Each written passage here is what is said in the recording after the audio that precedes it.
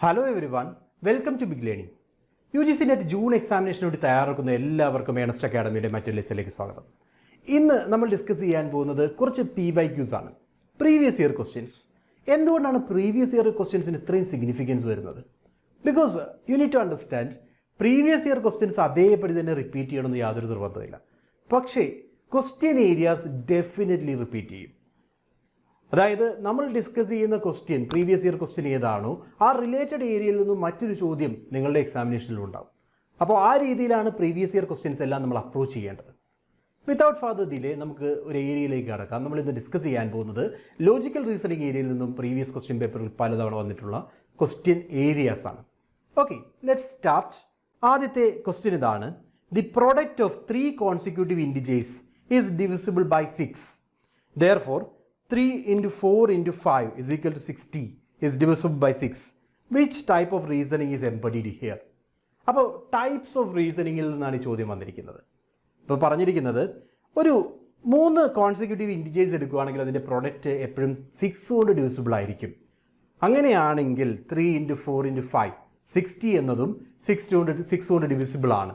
ഇത് ഏത് type of reasoning ആണ്?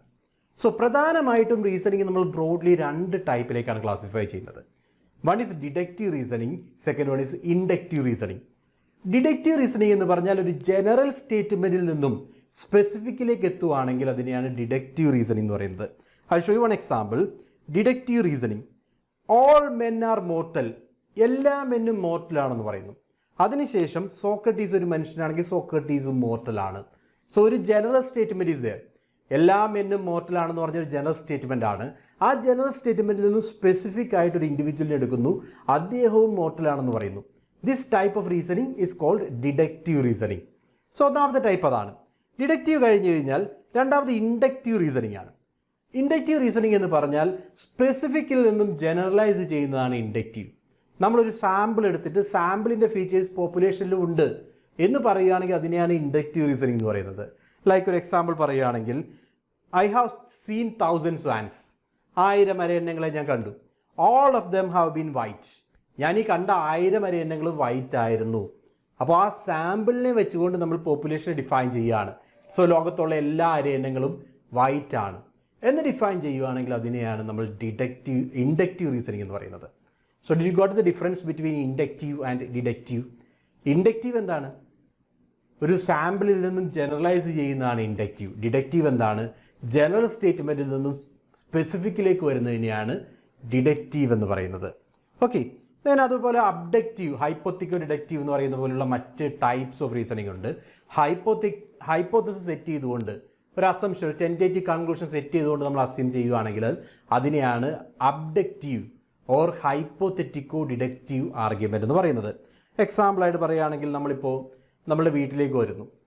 പുറത്തൊരു യാത്രയൊക്കെ കഴിഞ്ഞ് നമ്മൾ തിരിച്ച് വീട്ടിലേക്ക് വന്നപ്പോൾ കാണുന്നത് നമ്മുടെ വീടിൻ്റെ വാതിൽ തുറന്നു കിടക്കുകയാണ്. അകത്തുള്ള സാധനങ്ങളെല്ലാം വലിച്ചു വാരിയിട്ടിരിക്കുന്നു. എന്ത് നമുക്ക് അസ്യൂം ചെയ്യാം? ഒരു ബ്രേക്കിംഗ് ഹാപ്പൻ ചെയ്തിട്ടുണ്ട്, ആരോ നമ്മുടെ വീടിൻ്റെ അകത്ത് കയറിയിട്ടുണ്ട് എന്ന് അസ്യൂം ചെയ്യാം. ഇതാണ് നമ്മൾ ആ സെറ്റ് ചെയ്തിരിക്കുന്ന ഏറ്റവും, ആ ഒരു സിറ്റുവേഷൻ വെച്ചുകൊണ്ട് ഉള്ള ഏറ്റവും പോസിബിൾ ആയിട്ടുള്ള ഒരു അസംഷൻ. അതാണ് അബ്ഡക്റ്റീവ് ആർഗ്യുമെന്റ് വരുന്നത്. അങ്ങനെ ഒരു ഹൈപ്പോത്തസിസ് ഓർ ഒബ്സർവേഷൻ നടത്തിക്കൊണ്ട്, അബ്ജക്റ്റീവ് റീസണിങ് നടത്തിക്കൊണ്ട് കൺക്ലൂഷനിലേക്ക് പോകുന്നതിനെയാണ് അബ്ഡക്റ്റീവ് ആർഗ്യുമെന്റ് എന്ന് പറയുന്നത്. ഹൈപ്പോത്തസിസ് സെറ്റ് ചെയ്തിട്ട് അതിൽ നിന്നും കൺക്ലൂഷനിലേക്ക് പോകുന്നതാണ് അബ്ഡക്റ്റീവ്. സോ നമ്മൾ പറഞ്ഞ ക്വസ്റ്റ്യനിൽ നോക്കുക, 3 ടൈപ്പ് ഓഫ് റീസണിങ് നമ്മൾ പറഞ്ഞു ഏതൊക്കെയാണെന്ന്. ഒന്ന് ഡിഡക്റ്റീവ് ആണ്, ജനറൽ സ്റ്റേറ്റ്മെന്റിൽ നിന്നും സ്പെസിഫിക്കിലേക്ക് വരുവാണെങ്കിൽ ഡിഡക്റ്റീവ് ആണ്. ദെൻ സ്പെസിഫിക്കിൽ നിന്നും ജനറലൈസ് ചെയ്യുകയാണെങ്കിൽ അത് ഇൻഡക്റ്റീവ് ആണ്. ആൻഡ് അബ്ഡക്റ്റീവ് എന്ന് പറഞ്ഞാൽ ഹൈപ്പോത്തസിസ് സെറ്റ് ചെയ്തിട്ട് അതിൽ നിന്നും നമ്മൾ കൺക്ലൂഷനിലേക്ക് പോകുന്നതാണ് അബ്ഡക്റ്റീവ്. സോ തന്നിരിക്കുന്ന ക്വസ്റ്റ്യൻ എന്തായിരുന്നു? The product of 3 consecutive integers is divisible by 6. 3 consecutive integers, അതിൻ്റെ പ്രോഡക്റ്റ് ഈസ് ഡിവിസിബിൾ ബൈ 6. അതൊരു ജനറൽ സ്റ്റേറ്റ്മെന്റ് ആണ്. ആ ജനറൽ സ്റ്റേറ്റ്മെന്റിൽ നിന്ന് നമുക്കൊരു സ്പെസിഫിക് കേസ് പറഞ്ഞിരിക്കുകയാണ്. അതായത് 3 into 4 into 5 is 60. That is again divisible by 6. So general സ്റ്റേറ്റ്മെന്റിൽ നിന്നും സ്പെസിഫിക്കിലേക്ക് വരുവാണെങ്കിൽ അതിനെയാണ് നമ്മൾ ഡിഡക്റ്റീവ് ആർഗ്യുമെന്റ് എന്ന് പറയുന്നത്. So the right answer here is deductive argument. Okay, so types of ആർഗ്യുമെന്റുമായി ബന്ധപ്പെട്ടാണ് നമ്മളോട് ആ ചോദ്യം ചോദിച്ചിരുന്നത്. I hope that is clear, right? ഇനി നമുക്ക് മറ്റൊരു ക്വസ്റ്റ്യനിലേക്ക് പോകാം. ക്വസ്റ്റ്യൻ ഇതാണ്: some students are sincere is an example of which proposition. So 4 തരത്തിലുള്ള പ്രപ്പോസിഷൻസ് ആണുള്ളത്. അതായത് പ്രപ്പോസിഷൻസ് എന്ന് പറഞ്ഞു കഴിഞ്ഞാൽ കണക്റ്റഡ് ആയിട്ടുള്ള സ്റ്റേറ്റ്മെൻറ്റ്സ് ആണ്. അതായത് ഡിക്ലറേറ്റീവ് സ്റ്റേറ്റ്മെൻറ്റ്സ് എന്ന് വേണമെങ്കിൽ പറയാം. Like all men are mortal, ഇതൊരു പ്രപ്പോസിഷനാണ്. കാറ്റഗറിക്കൽ പ്രപ്പോസിഷൻ എന്ന് പറയാം. 2 കാറ്റഗറികൾ തമ്മിൽ കണക്ട് ചെയ്തിട്ട് ഇത്തരം സ്റ്റേറ്റ്മെൻറ്റ് പറയുകയാണെങ്കിൽ അതിനെ കാറ്റഗറിക്കൽ പ്രപ്പോസിഷൻ എന്ന് പറയും. All Katz R dogs, all dogs R mammals, ഇത്തരം സ്റ്റേറ്റ്മെൻറ്റ്സ് ആണ് ഒരു കാറ്റഗറി. ഇപ്പോൾ ഓൾ കാറ്റ്സ് ആർ ഡോഗ്സ് എന്ന് പറഞ്ഞാൽ കാറ്റ്സ് എന്ന് പറയുന്ന കാറ്റഗറിയെ ഡോഗ്സ് എന്ന് പറയുന്ന കാറ്റഗറിയുമായിട്ട് റിലേറ്റ് ചെയ്യുകയാണ് വിത്തൗട്ട് എനി കണ്ടീഷൻ. അങ്ങനെ റിലേറ്റ് ചെയ്യുകയാണെങ്കിൽ അതിനെ കാറ്റഗറിക്കൽ പ്രപ്പോസിഷൻസ് എന്ന് പറയും. കാറ്റഗറിക്കൽ പ്രപ്പോസിഷൻസ് 4 തരത്തിലുള്ളതാണ്. 4 തരത്തിലാണുള്ളത്. ഒന്നാമതായിട്ട് universal affirmative, then universal negative, particular affirmative, particular negative. എന്താണ് യൂണിവേഴ്സൽ അഫർമേറ്റീവ് എന്ന് നോക്കാം. യൂണിവേഴ്സൽ അഫർമേറ്റീവ് എന്ന് പറഞ്ഞു കഴിഞ്ഞാൽ ഓൾ സബ്ജക്റ്റ് ആർ പ്രെഡിക്കേറ്റ് എന്നാണെങ്കിൽ അതിനെ യൂണിവേഴ്സൽ അഫർമേറ്റീവ് എന്ന് പറയും. അതായത് നിങ്ങൾക്ക് ഇവിടെ നോക്കാം, ഓൾ പൊളിറ്റീഷ്യൻസ് ആർ ലയേഴ്സ്. കണ്ടല്ലോ, എല്ലാ പൊളിറ്റീഷ്യൻസും ലയേഴ്സ് ആണ്. സബ്ജക്റ്റ് കാറ്റഗറി, ആദ്യത്തെ ടേമിനെ സബ്ജക്റ്റ് എന്നും രണ്ടാമത്തെ കാറ്റഗറിയെ പ്രെഡിക്കേറ്റ് എന്ന് പറയും. സബ്ജക്റ്റ് കാറ്റഗറിയിലെ എല്ലാ മെമ്പേഴ്സും പ്രെഡിക്കേറ്റ് കാറ്റഗറിയിൽ വരുന്നുണ്ട് എന്ന് പറയുകയാണെങ്കിൽ അതാണ് എന്ത്, universal affirmative or A type. Okay, A type എന്നാണ് അതിനെ വിളിക്കുന്നത്, യൂണിവേഴ്സൽ അഫർമേറ്റീവ്. രണ്ടാമത്തത് no politicians are liars, no subject are predicate. Subject കാറ്റഗറിയിലെ ഒരു മെമ്പറും പ്രെഡിക്കേറ്റ് കാറ്റഗറിയിൽ വരുന്നില്ല എന്നാണെങ്കിലോ അതിനെയാണ് യൂണിവേഴ്സൽ നെഗറ്റീവ് എന്ന് പറയുന്നത്. അതിനെ ഇ ടൈപ്പ് പ്രപ്പോസിഷൻ എന്ന് പറയും, E type. Okay, so subject കാറ്റഗറിയിൽ ഒരു മെമ്പറും പ്രെഡിക്കേറ്റ് കാറ്റഗറിയിൽ വരുന്നില്ല എന്നാണെങ്കിൽ അത് ഇ ടൈപ്പ് പ്രപ്പോസിഷൻ ആണ്. Some politicians are liars, some subject are predicate. സബ്ജക്റ്റിലെ ചില മെമ്പേഴ്സ് പ്രെഡിക്കേറ്റ് കാറ്റഗറിയിൽ വരുന്നുണ്ട്. Some subject are predicate, some politicians are liars, some dogs are cats. ഇത്തരം സ്റ്റേറ്റ്മെൻറ്റ്സ് ആണെങ്കിൽ അതിനെ particular affirmative or particular positive എന്ന് വിളിക്കാം. ഇനി അവസാനമായിട്ട് some politicians are not liars, subject കാറ്റഗറിയിലെ ചില മെമ്പേഴ്സ് പ്രെഡിക്കേറ്റ് കാറ്റഗറിയിൽ വരുന്നില്ല എന്നാണെങ്കിൽ അതിനെയാണ് പെർട്ടിക്കുലർ നെഗറ്റീവ് എന്ന് പറയുന്നത്. ഓ ടൈപ്പ് പ്രപ്പോസിഷൻ എന്ന് പറയും, O type. So some particular affirmative ആണെങ്കിൽ ഐ ടൈപ്പ്, പെർട്ടിക്കുലർ നെഗറ്റീവ് ആണെങ്കിൽ O type. Some subject are not predicate, subject കാറ്റഗറിയിലെ ചില മെമ്പേഴ്സ് പ്രെഡിക്കേറ്റ് കാറ്റഗറിയിൽ വരുന്നില്ല എന്താണെങ്കിലാണ് പെർട്ടിക്കുലർ നെഗറ്റീവ് വരുന്നത്. സോ 4 തരത്തിലുള്ള പ്രപ്പോസിഷൻസും ഫെമിലിയർ ആയെന്ന് വിചാരിക്കുന്നു. ഇതുമായി ബന്ധപ്പെട്ടാണ് നമ്മളോട് ആ ചോദ്യം ചോദിച്ചിരിക്കുന്നത്. Some students are sincere is an example of which type of proposition. Some students, some subject are predicate. കണ്ടല്ലോ, സബ്ജക്റ്റ് കാറ്റഗറിയിലെ ചില മെമ്പേഴ്സ് പ്രെഡിക്കേറ്റ് കാറ്റഗറിയിൽ വരുന്നുണ്ട് എന്ന് പറയുകയാണെങ്കിൽ അതെന്താണ്, particular affirmative I type. I type പ്രപ്പോസിഷനാണ് റൈറ്റ് ആൻസർ. ഓക്കെ, സോ 4 തരത്തിലുള്ള പ്രപ്പോസിഷൻസും ഫെമിലിയർ ആയെന്ന് വിചാരിക്കുന്നു. ഇനി അവിടെ നിന്ന് നമ്മൾ നേരെ അടുത്തൊരു ക്വസ്റ്റ്യനിലേക്ക് പോകുന്നു. So this is the layout. നമ്മളിപ്പോൾ ഡിസ്കസ് ചെയ്ത ആ ഒരു ലേ ഔട്ട് ഇതാണ്. എ ടൈപ്പ് ആണെങ്കിൽ എങ്ങനെ വരും, ഓൾ സബ്ജക്റ്റ് ആർ പ്രെഡിക്കേറ്റ് എന്ന് വരും. ഇ ടൈപ്പ് ആണെങ്കിൽ no subject are predicate, no all subject are not predicate എന്ന് വരും. രണ്ടും ഒന്ന് തന്നെയാണ്. സബ്ജക്റ്റ് കാറ്റഗറിയിൽ ഒരു മെമ്പറും പ്രെഡിക്കേറ്റ് കാറ്റഗറിയിൽ വരുന്നില്ല, അതാണ് E type. Then I type ആണെങ്കിൽ സം സബ്ജക്റ്റ് ആർ പ്രെഡിക്കേറ്റ് എന്ന് വരും. ഓ ടൈപ്പ് ആണെങ്കിൽ some subject are not predicate എന്ന് വരും. ഓക്കെ, അടുത്തൊരു question. All tigers are animals is an example of which type of preposition.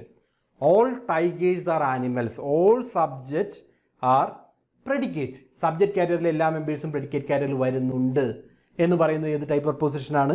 ഇതിനെയാണ് universal affirmative or universal positive എന്ന് പറയുന്നത്, എ ടൈപ്പ് പ്രപ്പോസിഷൻ. ഓക്കെ, അടുത്തൊരു ക്വസ്റ്റ്യനിലേക്ക് പോകുന്നു. അടുത്ത ക്വസ്റ്റ്യൻ ഇതാണ്. അപ്പോൾ നമ്മൾ ആ പ്രപ്പോസിഷൻസ് എന്തൊക്കെയാണെന്ന് മനസ്സിലാക്കി.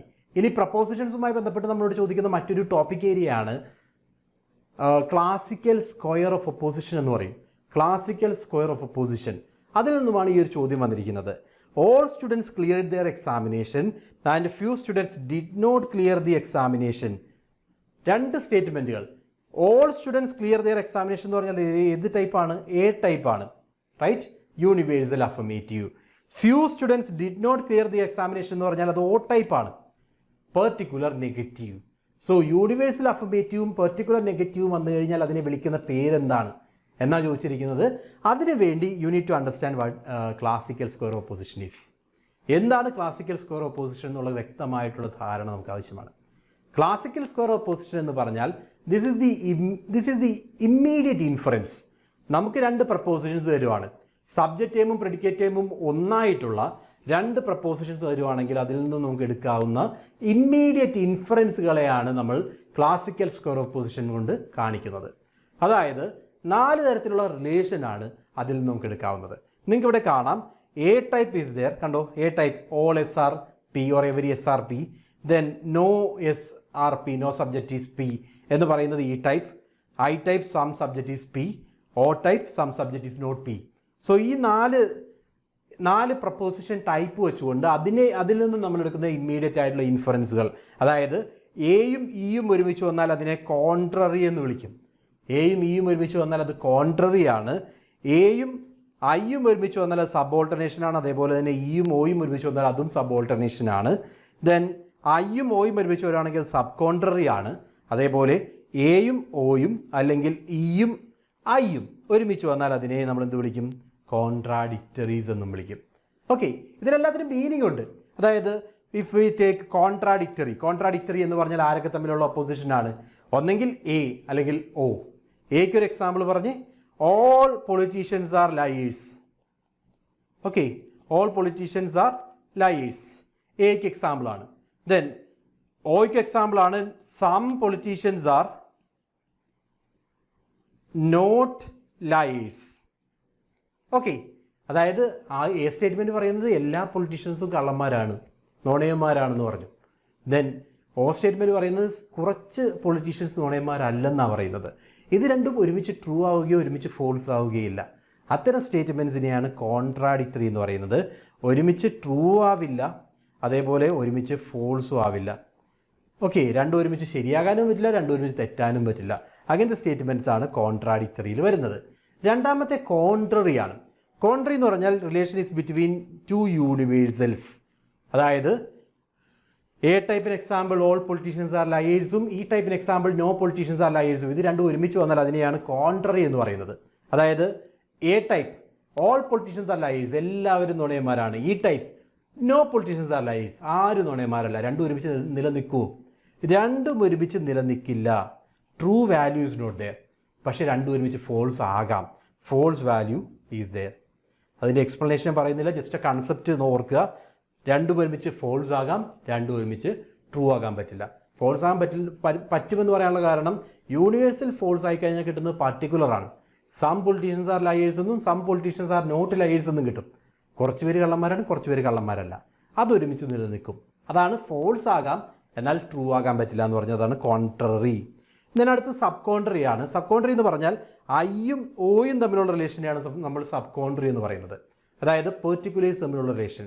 കുറച്ച് പൊളിറ്റീഷ്യൻസ് കള്ളന്മാരാണ്, കുറച്ച് പൊളിറ്റീഷ്യൻസ് കള്ളന്മാരല്ല. അപ്പോൾ രണ്ടും ഒരുമിച്ച് നിലനിൽക്കാം. അതായത് ഈ രണ്ട് സ്റ്റേറ്റ്മെൻറ്റുകൾ ഒരുമിച്ച് ട്രൂ ആകാം, പക്ഷേ രണ്ട് സ്റ്റേറ്റ്മെൻറ്റുകൾ ഒരുമിച്ച് ഫോൾസ് ആകാൻ പറ്റില്ല. ഓക്കെ, രണ്ടും ഒരുമിച്ച് നിലനിൽക്കും. എന്നാൽ അത് ഫെയിലായി കഴിഞ്ഞാൽ, ഫോൾസ് ആയാൽ, ഇപ്പോൾ all some politicians are liars എന്നുള്ള തെറ്റിക്കഴിഞ്ഞാൽ അർത്ഥം ഓൾ ആർ നോട്ട് ലയേഴ്സ് എന്നാണ്. ഓക്കെ, അപ്പോൾ ഇത് ഏതെങ്കിലും ഫെയിലായി കഴിഞ്ഞാൽ കിട്ടുന്നത് യൂണിവേഴ്സലാണ്. അതുകൊണ്ട് രണ്ടും ഒരുമിച്ച് ഫോൾസ് ആവില്ല, എന്നാൽ രണ്ടും ഒരുമിച്ച് ട്രൂ ആകാം. അതിനെയാണ് സബ് കോൺട്രറി എന്ന് പറയുന്നത്. ഐയും ഓയുമാണ് വരുന്നതെന്ന് ഓർക്കുക. സബോൾട്ടർനേഷൻ ആണെങ്കിൽ യൂണിവേഴ്സൽ ട്രൂ ആണെങ്കിൽ അതിൻ്റെ പെർട്ടിക്കുലർ ട്രൂ ആയിരിക്കും എന്ന് ചിന്തിക്കുന്നതാണ് സബോൾട്ടർനേഷൻ.